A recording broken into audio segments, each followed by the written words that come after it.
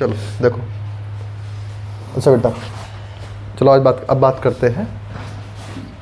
Listen to me carefully, this is very important topic for your board examination. इसकी examination value काफ़ी है, ठीक है। गॉस में हम लोगों ने लॉन्ग स्ट्रेट वायर लिया था, उसमें स्टैटिक चार्ज लिया था, that is a linear charge. वहाँ पर हमने वायर से परपेंडिकुलरली आर डिस्टेंस पे हमने इलेक्ट्रिक फील्ड निकाला था। वो क्या आया था? 1/4 pi epsilon naught two lambda upon R. Clear हो गया? ठीक है। लेकिन वहाँ पे स्टैटिक चार्ज था, यहाँ पे क्या है? Moving charge. Clear? Moving charge means current, and current is a source of magnetic field, है ना? तो अब मैग्नेटिक फील्ड निकालना है due to long current carrying conductor by the help of Ampere circuit law. तो ये लॉन्ग करंट कैरिंग वायर है, ठीक है। वैसे हम लोग जानते हैं लॉन्ग करंट कैरिंग वायर की वजह से मैग्नेटिक फील्ड होता है μ/4 पाई 2I/r होता है। ये बायोट-सेवर्ट्स लॉ के हेल्प से हमने ये प्रूफ हुआ था कि due to long current carrying conductor the magnetic field is μ/4 pi 2I/r। अब एम्पियर्स लॉ के हेल्प से हम प्रूफ करेंगे। तो suppose this is a point, this is an observation point where we have to find out magnetic field at a perpendicular distance small r। तो पहला point क्या हमारा? consider an observation point, consider an observation point P at a perpendicular distance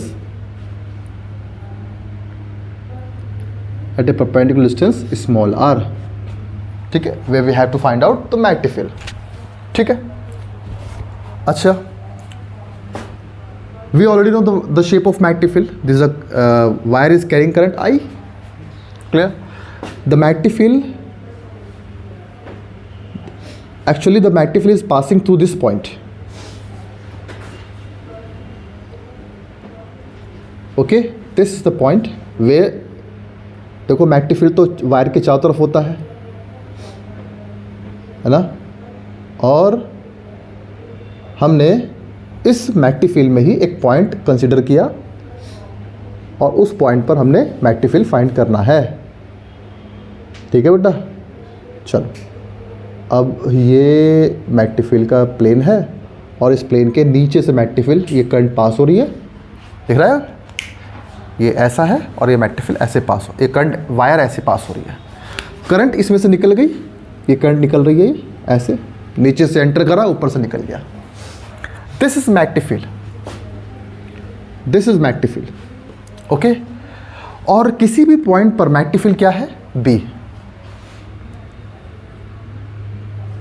okay. The shape of magnetic field is circular loop, या आप लिख सकते हो the shape of magnetic field is the shape of B, the shape of B is concentric circle,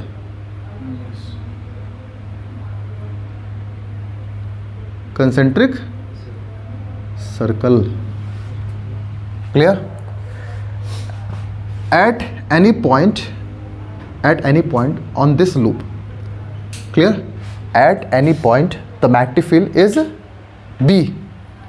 किसी भी point पर मैंने माना कि वायर से आर डिस्टेंस पर जो मैग्नेटिक फील्ड क्या है, जो एक जो लूप है मैग्नेटिक फील्ड का, उसके हर पॉइंट मैग्नेटिक फील्ड कितना है? B, ठीक है। अच्छा, एक चीज़ और है, अब एक काम करते हैं, हमें क्या एम्पियर्स सर्किट लॉ का यूज़ करना है, तो अब क्या करना है, हमें एक एम्पियर्स लूप मानना पड़ेगा। We already seen the shape of magnetic field, shape of magnetic field is loop, circular loop. तो हम एम्पियर सर्किट लॉ जानते हैं, हमें एम्पियर सर्किट लॉ क्या होता है? Close integral of B D L cos theta mu times I, सबको पता है ना। किसी पॉइंट में मैग्नेटिक फील्ड बी है, ये डी एल किसका होगा? एम्पियर्स लूप का होगा।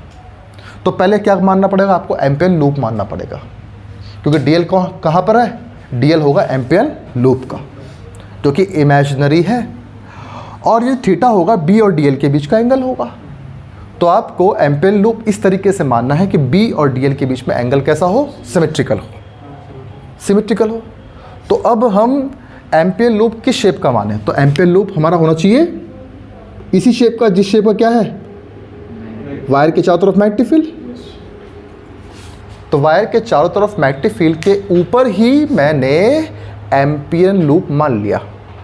एम्पियर लूप इस तरीके से माना कि जिस पॉइंट पे हमें मैग्नेटिक फील्ड निकालना है वो पॉइंट एम्पियर लूप के किसी एक पॉइंट पे आना चाहिए।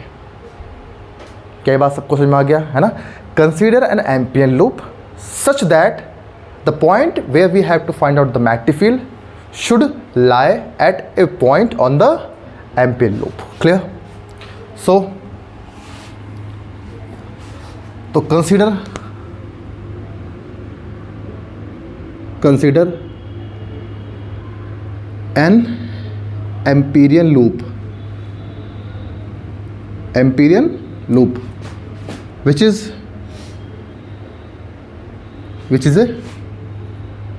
a circle and passing which is a circle of radius small r and passing to the point P, passing through the point P। क्या बच्चों, क्या सबको समझ में आ गया? ठीक। नाउ अब ये मैग्नेटिक फील्ड भी यहीं पे है, इसी के ऊपर एम्पियर लूप है, और एम्पियर सेकेंड लॉ क्या कहता है हम सब जानते हैं। अब हमने क्या किया, the magnetic field, suppose the magnetic field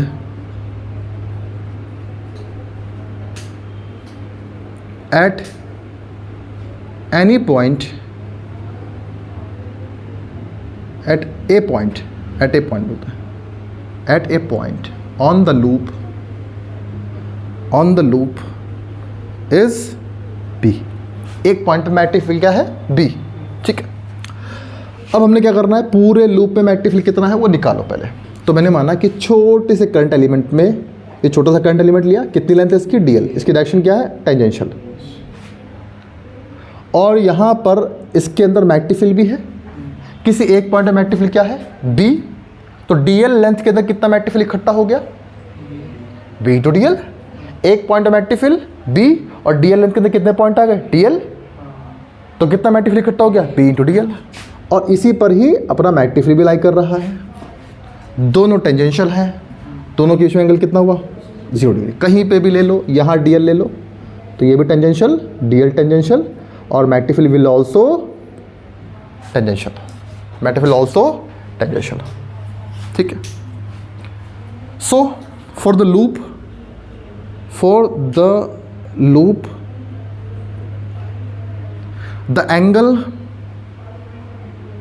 the angle between B and DL theta is equals to 0 degree for every point, for each point लिख दोगे, for the loop, तभी तो पूरे लूप ही लिख दिया मैंने, theta will be equals to 0 degree।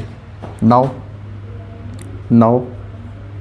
अब बारी आई है क्या निकालने की, BDL, हमें ये निकालना है। अब पहले ये निकालो, ठीक है। B.dl क्या आएगा, क्लोज इंटीग्रल ऑफ, हमें लाइन इंटीग्रल करना है, तो close line integral BDL cos, जो आपने एम्पियर लूप बना है वो कितने लेंथ से बना है, एक ही लेंथ चारों तरफ घूम गया, तो उसे क्या कर दो, उसी लेंथ को क्लोज इंटीग्रल कर दो, उसी लेंथ को घुमा दो वापस, यानी क्लोज लाइन इंटीग्रल कर दो। डीएल लेंथ में कितना मैग्नेटिक फील्ड है, BDL, डीएल लेंथ में कितना मैग्नेटिक फील्ड इकट्ठा हुआ, BDL, तो टोटल लेंथ में कितना मैग्नेटिक फील्ड इकट्ठा हुआ, क्लोज इंटीग्रल ऑफ, मतलब सारे लेंथ में सारे लेंथ को ऐड कर दो। वो लेंथ कैसा है? क्लोज। और हर एक लेंथ का बी से एंगल कितना है? 0। ठीक है बेटा, बी तो कांस्टेंट है, बी इज कांस्टेंट, बी को बाहर निकाल लो क्योंकि वायर से आर डिस्टेंस है, मैग्नीफिकेशन कैसा होगा? Constant. DL cos 0 will be equals to 1। ठीक है, तो भाई अपनी close integral of B D L की वैल्यू क्या आ गई? B into 2πr। क्यों? तो पूरे एम्पियर लूप मर कितना मैग्नीफिकेशन आया? B into 2πr। क्या ये बात सबको समझ में आ गया? चलो, अब बारी आई किसकी? जहां हम गॉसियन सरफेस में लास्ट में क्या निकालते हैं? Net enclose charge. इसमें नेट थ्रेडिंग करंट निकालेंगे। Net threading current, net threading current, कितनी करंट पास हो रही है लूप में से? Net threading current through the loop, कितनी करंट पास हो रही है? आई टी कितनी हो रही है? आई तो हो रही है। करंट में कितनी क्रॉस कर गई? देखो यहाँ से आई चली, आई निकल गई, तो कितनी करंट पास हुई लूप में से? आई। मालूम है लूप में से करंट कैसे पास होनी है? कितनी करंट इसमें से लूप में से निकल गई, वापस नहीं आनी है, निकल गई इसमें से। ठीक है, क्रॉस करते हुए लूप में से, तो अब आ गई आई। तो according to the Ampere's law, Ampere's circuital law, circuital law क्या कहता है? Ampere circuital law, close integral of B D L will be equals to mu naught times of net threading current. ये I T है ना, suffix में लगा दिया I T, net threading current. इसकी वैल्यू क्या है अपनी? B into 2πr। इसकी वैल्यू क्या है? नेट थ्रेडिंग करंट की वैल्यू क्या है? बताइए। अब बी निकाल लो, तो बी बराबर आ गया 0.2πi/r। ठीक है, अपनी हैबिट क्या है? √4 पाई की i/r सही है ना? 2 से ऊपर नीचे मल्टीप्लाई कर दो, तो क्या हो गया? 4π/2i/r। This is the magnification, this is the magnification due to a long straight current carrying conductor. क्या है सबको समझ में आ गया?